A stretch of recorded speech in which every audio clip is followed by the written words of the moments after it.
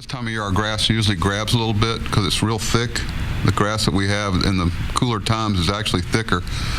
And so Matt trying to decide whether that ball is going to skid or whether it's going to grab almost like a changeup. That's really hard to do. And then tag. I think we were fortunate. I think Rollins was a little late tagging. It looked like he he started down the line just a tad and probably lost a half a step or so, being a little tardy going back to the bag.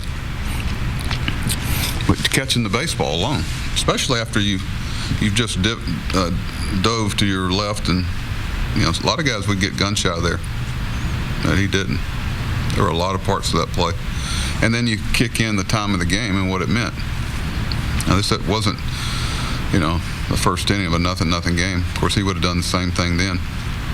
How hard is it to catch it there? Because he was coming in and it was about waist high. It wasn't like where he could set his feet for it. Is that? What affects a lot of guys when they're tagging is when they think they're used to they're going to tag with a guy here, because a lot of veteran guys, I saw Freddie Lynn do it one time where all of a sudden he caught the ball down here on an easy tag up and the guy took off at this point and he caught the ball down here and ended up leaving early. It's an old ploy that veteran outfielders used to use on guys, but I don't know if that had something to do with it, because a lot of people don't expect that guy, center fielder, to catch that ball and get off a good throw because where he has to catch it. That ball's moving out there at a high rate of speed. It was smoked. Does it take more concentration and commitment to consistently play defense as well as your team does as, say, maybe hitting?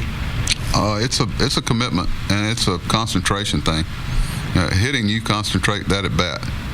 Sometimes not very well, but you try to stay with a plan.